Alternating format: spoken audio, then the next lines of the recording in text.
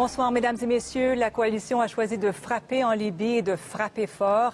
Après les chasseurs français qui ont détruit des blindés près de Benghazi, les Américains font maintenant pleuvoir les missiles sur l'ouest du pays. Jean-François Bélanger est en Égypte. Alors, Jean-François, ce qu'on vise d'abord, c'est la défense antiaérienne de Kadhafi.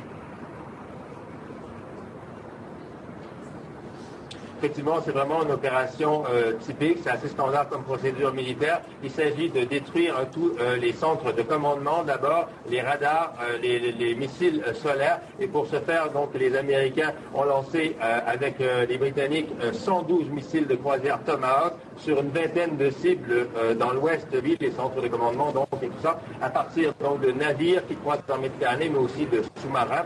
Donc, c'est une première phase d'une opération qui va s'étendre sur plusieurs jours, plusieurs phases. Le but est bien évidemment de permettre de rendre les ciels un peu plus le ciel libyen un peu plus accueillant pour les avions de la coalition, leur permettre d'accomplir leurs tâches sans risquer de se faire descendre donc par la défense antiaérienne. Ce qui a dit, les Français, eux, ne sont pas passés par cette étape-là.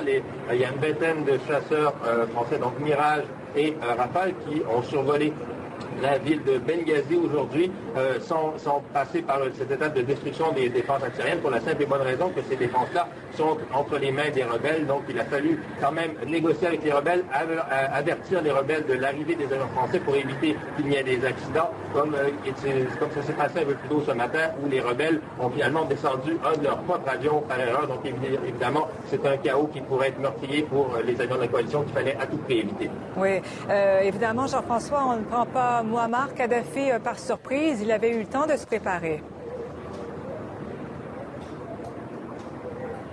Oui, voilà, c'est 48 heures, en fait, plutôt 24 heures après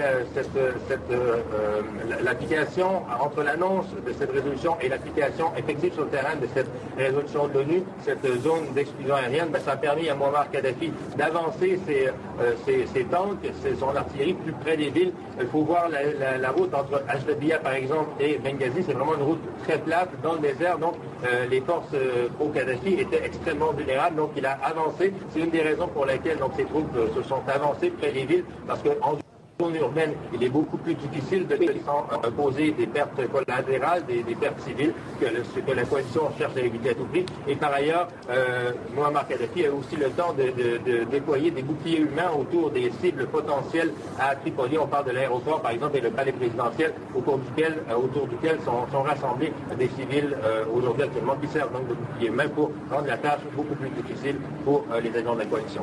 Je vous remercie beaucoup, Jean-François. Maintenant, en parlant de Mouammar Kadhafi, Louis-Philippe, il vient de réagir à ces frappes aériennes. Oui, dans une très brève allocution, moins d'1 minute est faite via téléphone, Mouammar Kadhafi a dénoncé ce qu'il a baptisé la croisade des barbares. Il a appelé les musulmans, les Africains, les Asiatiques à dénoncer ces attaques. Il a également affirmé que la Méditerranée et l'Afrique du Nord étaient devenus des champs de bataille et que les intérêts occidentaux en Afrique étaient en danger. Mouammar Kadhafi a également affirmé lors de son allocution que ses dépôts d'armes étaient ouverts et que le peuple avait maintenant accès pour se défendre, donc d'armes de toutes sortes. Certains observateurs du monde arabe ont affirmé que Mouammar Kadhafi utilisait une rhétorique creuse. Mouammar Kadhafi qui s'adressait pour une première fois après ces attaques de toutes parts. Merci beaucoup, Louis-Philippe. Au revoir.